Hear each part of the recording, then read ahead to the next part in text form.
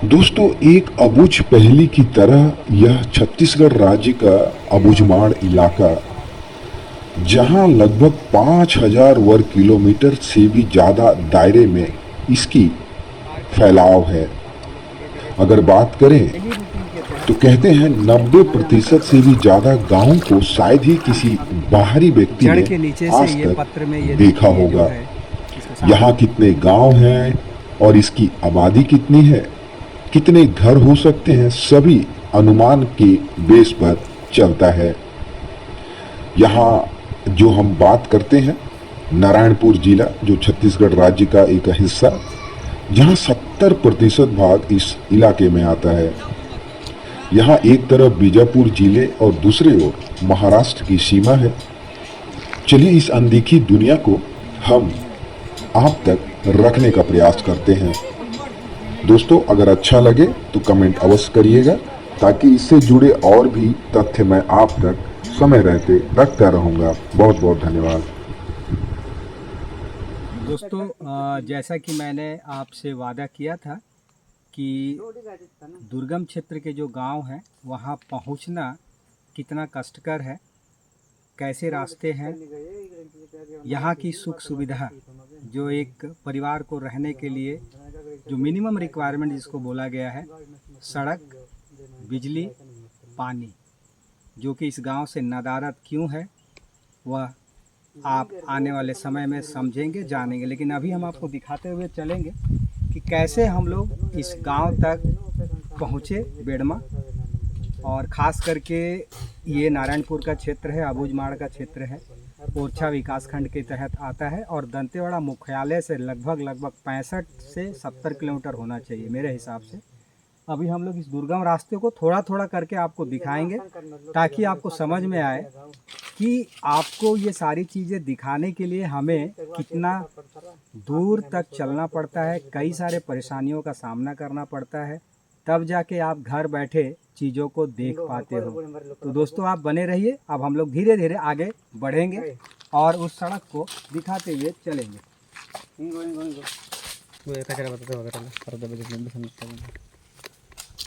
Hello भाई, सुर की मेरी भाई, सुर की नहीं है, लेकिन आप सोलर पैनल के माध्यम से थोड़ा बहुत बिजली का कार्य जो है, रोशनी का जो सुविधा है, कहीं कहीं आपको देखने को मिल जाएगी।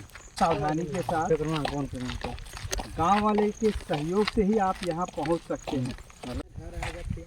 जना बता दो। बड़ा उड़ाएगा।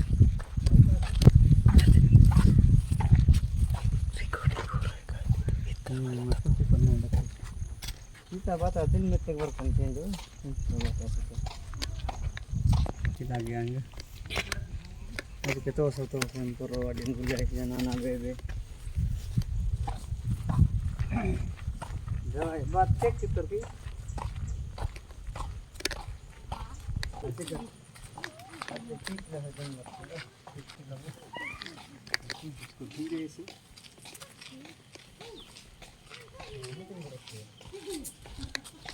हाँ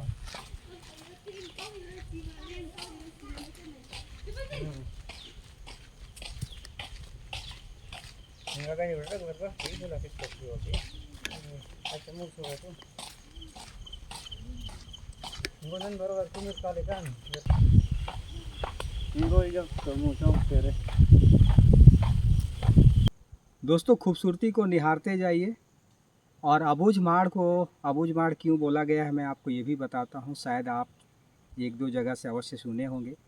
अबूझ का मतलब होता है पहेली, जिसको समझा ना जा सके, जिसको जाना ना जा सके। और यहाँ माड़िया समाज के लोग रहते हैं और उनको समझ पाना मुश्किल है। ये बिल्कुल एक रहस्यमयी क्षेत्र है और यहाँ पे बहुत सारी चीज़ें आप देखोगे जो अभी तक आपने नहीं देखा होगा। कुछ जगह आपने अवश्य देखा होगा। यह दुनिया से बिल्कुल कट ऑफ है। ये जिसे कहते हैं कि मुख्य धारा से आज भी यह गांव कटा हुआ है। लेकिन हमारा यहाँ आने का एक ही लक्ष्य था कि यहाँ जो परिवार बसते हैं कहीं ना कहीं हमारे भारत के हैं, हमारे अपने हैं।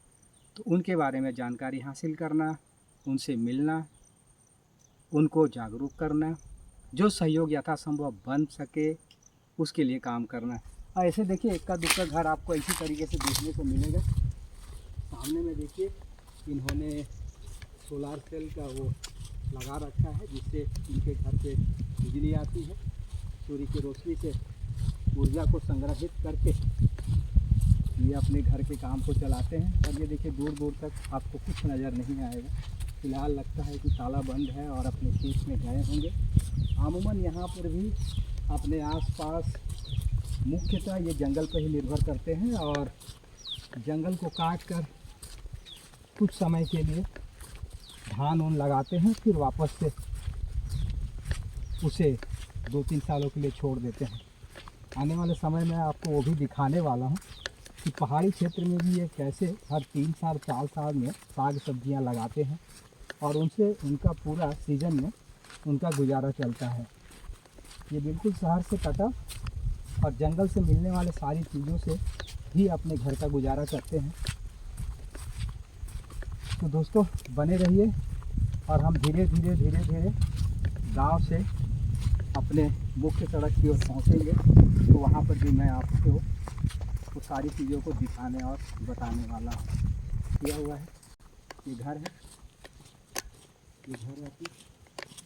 थोड़ा से स्लो मोशन करके, और देखो दीदी लोग बैठी है, अगर कर सकते हो सामने जाके तो कर लेंगे।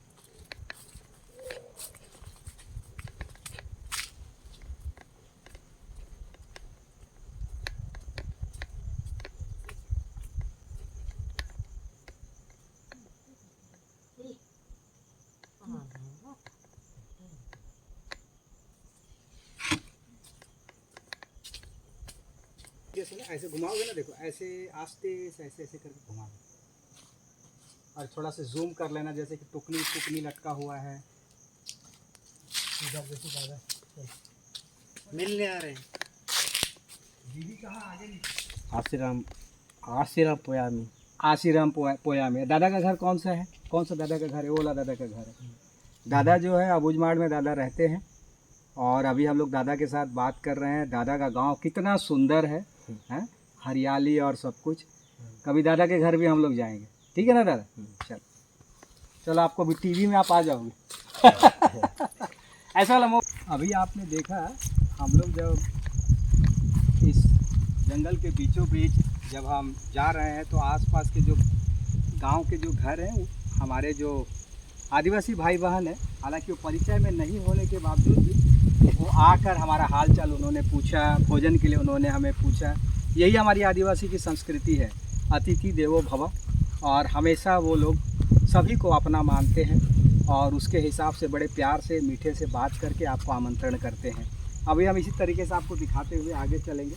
अभी हमें काफ़ी दूर चलना है, तो आप बने रहिए। जैसा कि आप जानते हैं कि वनांचल क्षेत्र में पशुपालन सबसे अहम भूमिका निभाता है और दिन भर सुबह से लेकर शाम तक हमारे गांव के जो भाई बहन हैं, ये देखिए इसी तरीके से जंगल में अपने पशुओं को चराने का काम करते हैं। और देखिए सामने में एक गुड़िया भी है ना।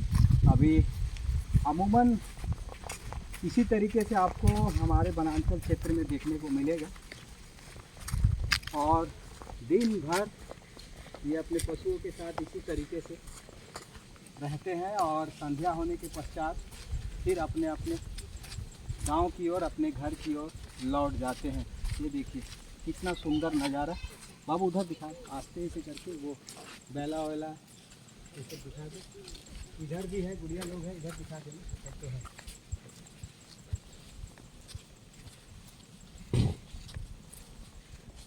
गुड़िया को बुलाओ, बात करेगी। लेकिन जी ये बोल सकते नाम बता सकते? हाँ। अच्छा, हमारे बीच में हमारे बच्चे भी हैं, हमारी दीदी भी है। देखिए ये लोग जंगल के बीच में, ये लोग जो है क्या ली है गुड़िया? ये देखिए, दिखाओ तो बाबू। ये देखिए ये जंगल के बीच में, ये इसको छत्तू बोलते हैं। और ये देखिए ये लोग गाय चराने के साथ साथ ये पत्ता, ये क्या चीज़ का पत्ता है? क्या बोलते हैं इसको? ये देखिए ये अपने खाने की व्यवस्था। क्या नाम है गुड़िया का? क्या नाम है पूछो तो गोंडी में बाबू। परमिला नाम है गुड़िया। गोंडी में पूछो। दिन भर आप चराते रहते हो? दिन भर आप बैला चराते रहते हो? हाँ, ये आपकी माँ मम्मी है ये कौन है? हाँ, मम्मी है मम्मी दीदी का है क्या नाम है? बेदर के नहीं बा मंगाई मंगा। ये देखिए ये बास्ता दीदी रखी है। ये देखिए जंगल का बास्ता यानी बांस का। ये देखिए इसका ना, ये बस्तर में बहुत प्रसिद्ध है, इसको बास्ता बोलते हैं और इसका सब्जी बहुत बढ़िया बनता है।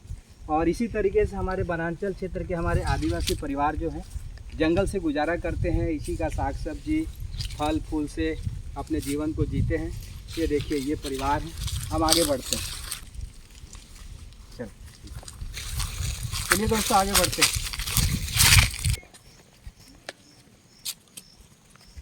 आप बताइएगा भैया, अभी हम लोग कितना दूर और चलना होगा हम लोग को? यहाँ से फिर चलना पड़ेगा 15 किलोमीटर से। नहीं 15 तो है, लेकिन अभी तुमरी गुंडा हम लोग और कितना दूर है यहाँ से? यहाँ से 4 किलोमीटर। अच्छा, और 4 किलोमीटर, यानी अभी हम लोग आधा पहुँचे हैं। अभी हम लोग को और आधा रास्ता जाना है। दोस्तों देखिए हम लोग पैदल मार्च कर रहे हैं भैया लोग के सहयोग से। भैया लोग का तो ये आदत है, भैया लोग निरंतर चलते हैं। हालांकि मैं भी चलता रहता हूँ काफ़ी, कभी मैंने आपको कैमरे में दिखाया नहीं है। आपने हांदावाड़ा का मैंने आपको दिखाया था। ऐसे मैं अलग अलग राज्यों में जब भी जाने का मौका मिलता है गांव को एक्सप्लोर करने का, तो कभी कभी जब सुविधाएं नहीं होती हैं तो हम लोग इसी तरीके से पैदल चलते हैं जंगल में। लेकिन हाँ, सावधानी को बरतते हुए एक गांव के उस गांव के हमारे युवा या किसी परिवार को अपने साथ रखें, ताकि रास्ता और वन्य जीव जो हैं उनसे सावधानी बरतना भी काफ़ी ज़रूरी होता है, क्योंकि प्रकृति का एक अपना व्यवस्था बना हुआ है और हमें उस व्यवस्था को बिना छेड़े अपने काम को करना है, ताकि हमारा बैलेंसिंग जो है वो बनी रहे। दोस्तों बने रहिए इसी तरीके से। हम थोड़ा थोड़ा आपको इसी तरीके से दिखाते रहेंगे कि कैसे हम इस क्षेत्र तक पहुँचे और वापस हम कैसे जा रहे हैं हमारे भैया लोग के सहयोग से। आरंगमाड़ा का पेड़, अब देखिए ये इस तरीके से हम लोग अब लगभग पहुंचने वाले हैं। और इसी रास्ते को लेकर गांव वाले हमेशा साप्ताहिक की बाज़ार के दिन जो है अपने गांव से बाहर निकलते हैं। कभी कभी कुछ चीज़ें जो उनको लेनी होती है, जैसे साबुन हो गया, बाकी जो ज़रूरत की चीज़ें हैं, तेल हो गया, तो ये अपने जो साग सब्जी जो लगाते हैं, जंगल के जो फल फूल को इकट्ठा करते हैं, उनको बेचने के बाद जो पैसा उनको मिलता है उस पैसे से अपने घर की ज़रूरत की चीज़ों को खरीदते हैं। इनका मकसद पैसा कमाना नहीं है, क्योंकि ये व्यापार नहीं करते हैं। ये अपनी परिवार के भरण पोषण के लिए जो न्यूनतम जो इनको बाज़ार से मिलता है उसी से ये अपना गुजारा करते हैं। दीदी को छत्तू मिल गया लगता है। अभी देखिए हमारी जो सामने में कुसुम दीदी वहाँ पे हैं, उन्होंने साल गाछ के जड़ के नीचे से ये पत्र में, ये देखिए ये जो है, इसको सामने से बाबू पूरा दिखाओ है ना, ये भी एक तरीके का, इसको पुट्ठू बोलते हैं और शुद्ध हिंदी में छत्तू बोलते हैं। ये बड़ा शुद्ध होता है, पौष्टिक होता है। और हमारे जैसा कि मैंने आपको बताया थोड़ी देर पहले, हमारी बच्ची और एक माता उनके साथ गाय को चरा रही थी, उनके टुकनी में भी ये था। लेकिन अभी आप देखिए करीब से पूरा, ये अभी काफ़ी पौष्टिक है, इसमें काफ़ी प्रोटीन होता है और आपको ये सारी चीज़ें यहाँ आओगे तो आपको मिलता है। और हम लोग अक्सर जब गांव में जाते हैं तो हमें ऐसे ही चीज़ों से भेंट के रूप में हम लोग देते हैं, वो हमें प्रदान करते हैं और फिर हम उनका जो है बड़ा प्यार से इसको ग्रहण भी करते हैं।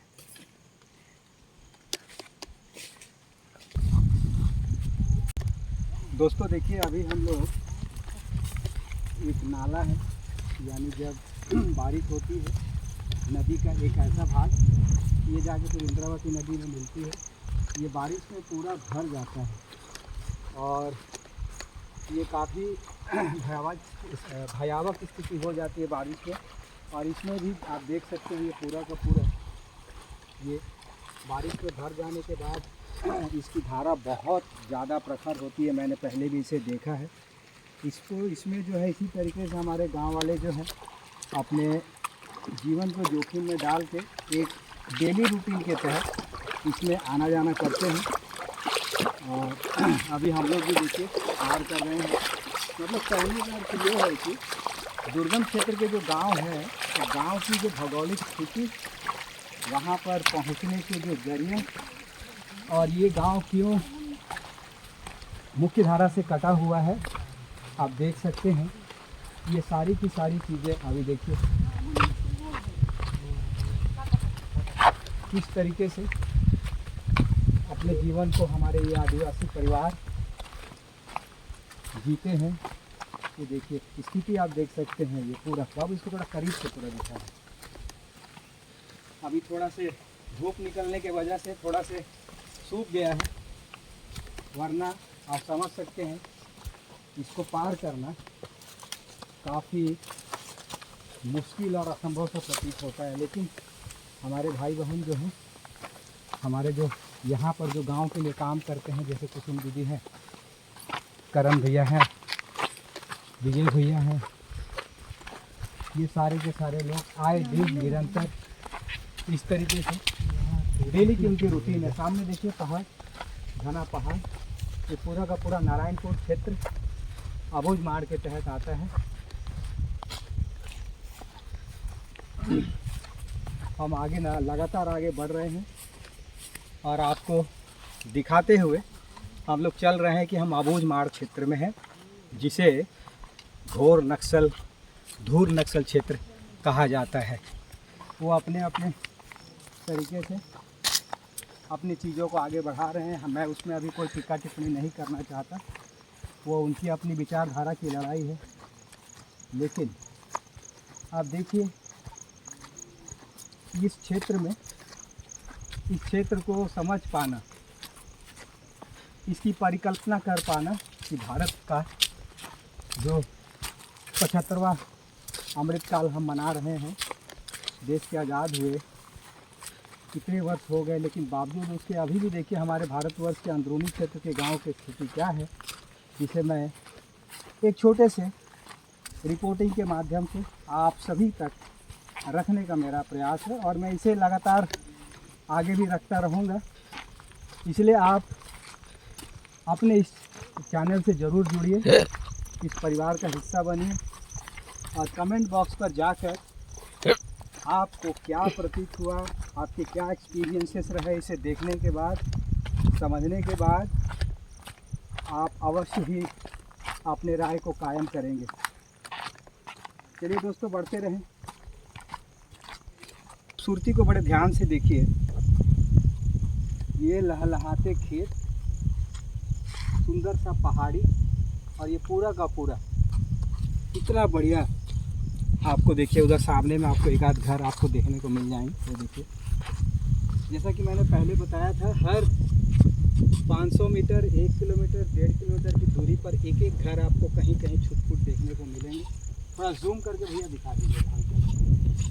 वो सामने देखिए गुड़िया जंगल से अपने घर के बाड़ा के हेतु इस काट पर लेके जा रही है।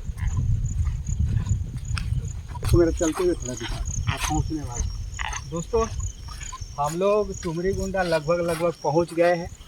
अब ये रास्ता जो है, अब देखिए सीधा वो सामने में जो घर दिख रहा है, इमली के पेड़, हिंद यानी खजूर के पेड़ जो दिख रहे हैं, वहीं पर हमारी गाड़ी को हम लोगों ने खड़ा किया है। और जैसा कि मैं आपको बता दूं, दंतेवाड़ा मुख्यालय से अगर आपको इस ओर आना है तो आपको दंतेवाड़ा मुख्य सड़क मार्ग से कार्ली पुलिस लाइन होते हुए बीजापुर रोड से आपको कासोली के बाद हिन्नार के बाद आप जो है काउरनाथ, उसके बाद चेरपाल, और चेरपाल के बाद टुमरी गुंडा के बाद फिर यहाँ से करीबन अंदर जो हम लोगों ने करीबन कितना किलोमीटर चले भैया हम लोग? अभी तो टुमरी गुंडा 5 किलोमीटर। हाँ, 5 से 6 किलोमीटर हम लोग चल कर आए हैं। अभी वापस से हम जा रहे हैं हमारे मनोज भैया के घर, और विजय भैया का घर भी यहीं पे है, टुमरी गुंडा में है। थोड़ा सा अभी हम लोग वहाँ पर थोड़ा विश्राम करेंगे। फिर जिस रास्ते से हम आए थे, जैसा मैंने आपको बताया, वो रास्ता बड़ा ही चैलेंजिंग था।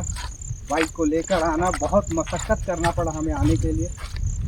10 से 11 किलोमीटर आने तक में हमारे पसीने छूट गए, क्योंकि पूरा बारिश की वजह से सड़क मिट्टी का सड़क, तो उसमें बड़ी गाड़ियां जैसे कि पिकअप, जो हमारे गांव के भैया लोग अक्सर बाज़ार वाले दिन उसको गांव के लोगों को सब्जी भाजी बेचने के लिए उसमें लेकर जाने का काम करते हैं।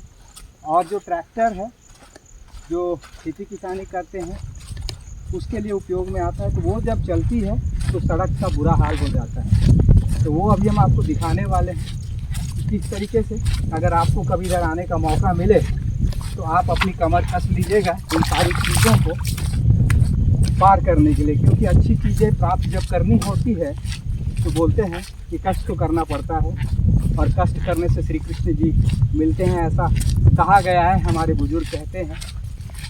तो दोस्तों, ये सफ़रनामा जो चुनाव जागरूकता शिक्षा से जुड़ा हुआ था मैंने पेश किया। वीडियो थोड़ी लंबी हो तो कृपया माइंड मत करिएगा, क्योंकि कुछ चीज़ें दिखानी बहुत ज़रूरी होती है, और ज़मीन से जुड़े मुद्दे को उठाने के लिए भी इन सब चीज़ों को दिखाना बेहद ज़रूरी होता है। अभी हमारे टीम के कुछ लोग अभी भी पीछे हैं, अभी तक पहुँचे नहीं हैं, लेकिन हम लोग लगभग पहुँच गए हैं। हम लोग वहाँ बैठेंगे, फिर जैसा कि मैंने बताया थोड़ा सा विश्राम करेंगे, फिर अपनी बाइक को स्टार्ट करके वापस जिला मुख्यालय दंतेवाड़ा की ओर बढ़ चलेंगे। बहुत बहुत धन्यवाद दोस्तों, बने रहिए। तो हम पहुँच गए डुमरी गुंडा क्षेत्र, और ये देखिए ये रहड़ दाल जो बोलते हैं, अरहर का दाल, उसका पौधा लगा हुआ है। अब देखिए ये आस्ते आस्ते बड़ा होगा, इसमें से दाल निकलेंगे तो हमारे आदिवासी परिवार इसको घर में उपयोग के लिए भी रखते हैं और बाज़ार में जाके इसको बेचने का भी कार्य करते हैं। इधर से आए, इधर से हम लोग चलते हैं। अभी तक हमारे वो पीछे हैं हमारे दीदी लोग, घर को दिखाते हुए भी चलेंगे।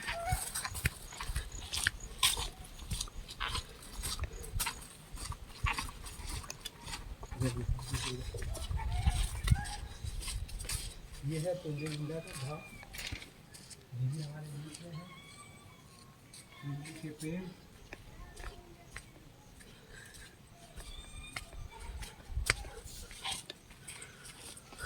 और ये देखिए अक्सर बस्तर में आपको ना इसी तरीके से लकड़ी के जो घेरे का जो है उपयोग ये लोग करते हैं।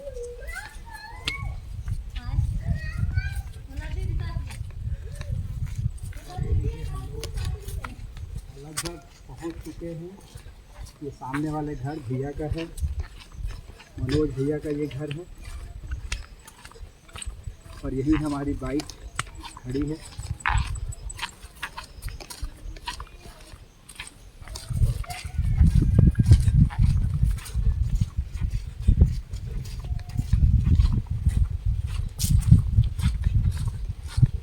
चालू है, चालू है, चालू है। ये देखिए हम लोग पहुंच गए हैं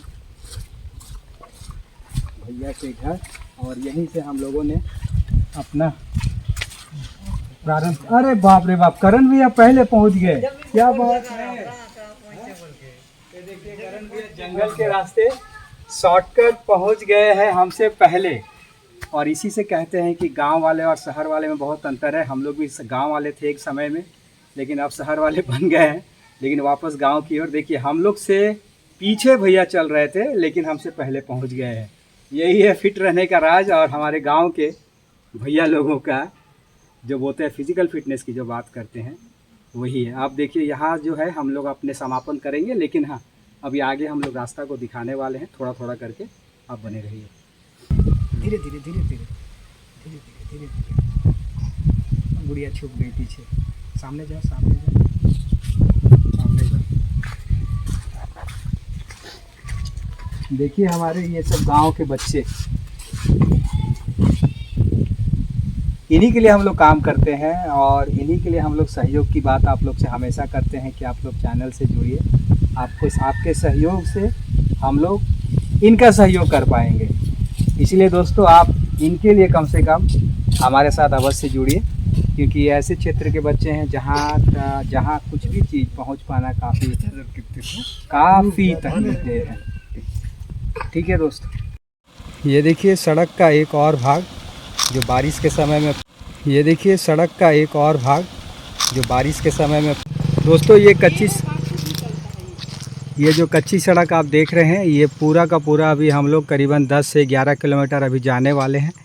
और यहीं पे हमें जाने के टाइम पे काफ़ी परेशानी हुई थी, क्योंकि मिट्टी का सड़क, दूसरे नंबर गांव के बाज़ार वाले दिन पिकअप और 4 चक्के गाड़ियां जाने के वजह से, और ट्रैक्टर की जैसी बात है, हम लोग उसको देखेंगे और आगे बढ़ेंगे।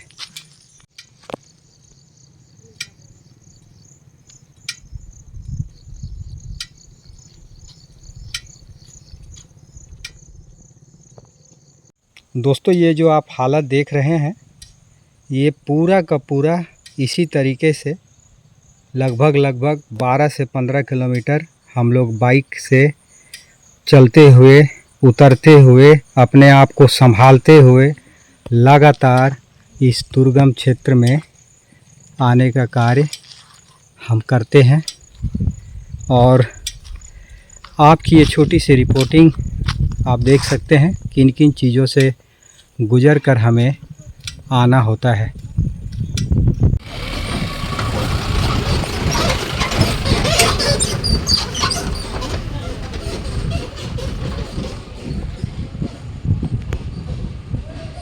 हाँ बिल्कुल दादा, आएंगे।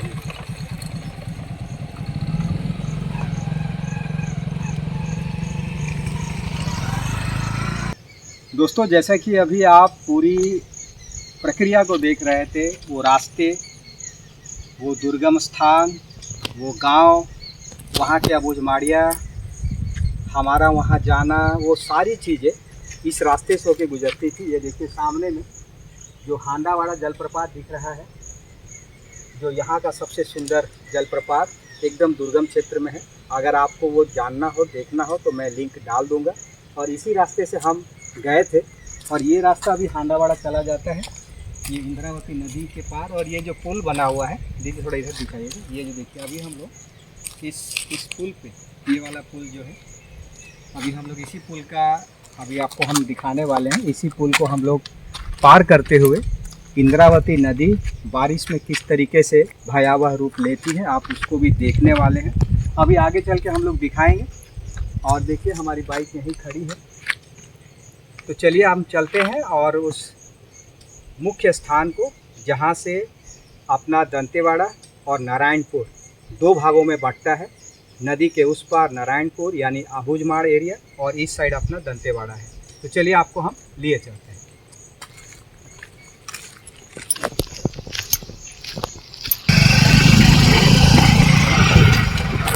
इसको बैठे बैठे दिखाओ है। चालू कर दिए, लो करो, चल रहा है। दोस्तों हम बढ़ रहे हैं उस अद्भुत छवि की ओर जिसकी मैं बात कर रहा था। अभी मैं गाड़ी चला रहा हूँ, दीदी हमारे पीछे जो बैठी है, आप उनको जानते हैं, हमारी प्यारी कुसुम दीदी है, जो पूरा जीवन अपने ऐसे क्षेत्रों के लिए उन्होंने दिया है जो सिस्टम से पूरी तरीके से कटे हुए हैं। ऐसा स्थान जहाँ पर आम आदमी आने से काफ़ी कतराते हैं, उन्हें काफ़ी डर लगता है, लेकिन दीदी प्यार से उन आदिवासी भाई बहनों के साथ उनका एक आत्मीयता भरा संबंध है, और दीदी को वो लोग बहुत चाहते हैं, बहुत मानते हैं। और जिस वजह से आज हम लोग भी ऐसे दुर्गम स्थान पर पहुँचते हैं। हालांकि परिचय हमारा इसी तरीके से हुआ है, और ये जब पुल नहीं बना था तब की भी बात है। इंद्रावती नदी, उसमें डोंगी जो है, लकड़ी का जो डोंगी बनता है, यानी जो जिसको हम लोग नौका बोलते हैं, उसको देखिए, उसमें हमारे गांव के लोग जो मछली में डालकर आना जाना किया करते थे।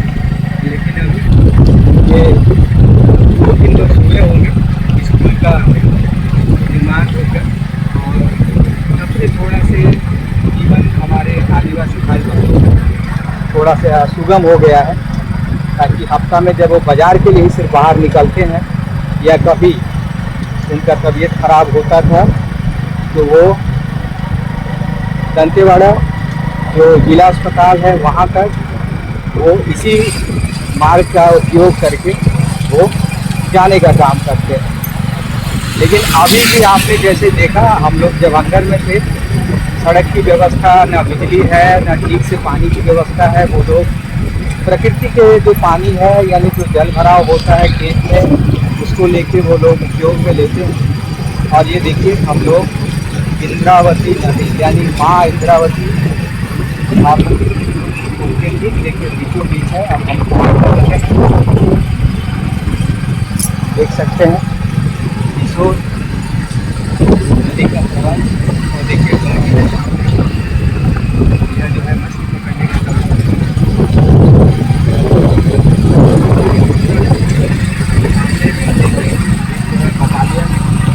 हमारे सीआरपीएफ के जवान के कैंप लगे हुए सुरक्षा की दृष्टि से।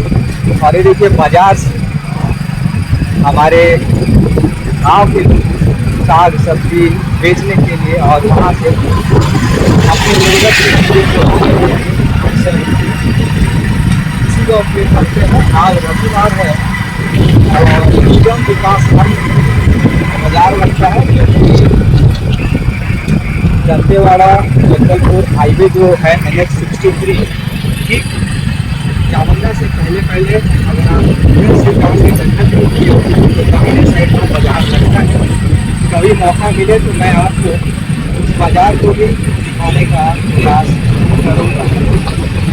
दोस्तों ये सफ़र यहीं तक रहेगा, आगे हम बढ़ते हैं और फिर आपको हम आगे एक और गांव में मिलते हैं। ये है हमारा भुलिया का समापन।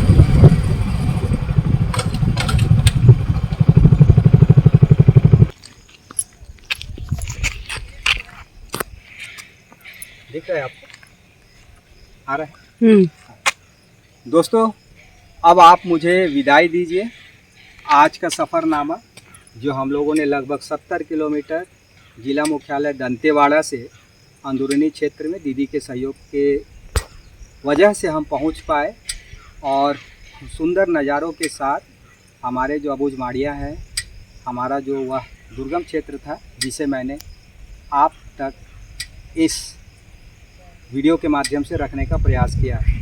दोस्तों फिर से आग्रह करता हूं, आप इसे अवश्य है लाइक्स और सब्सक्राइब अवश्य करिएगा, ताकि ऐसे और भी ज़मीन से जुड़े चीज़ों को मैं आप तक निरंतर रखता रहूँगा। इतना ही कहकर मेरे शब्दों को आप विराम दीजिए। जय हिंद, जय भारत, जय छत्तीसगढ़।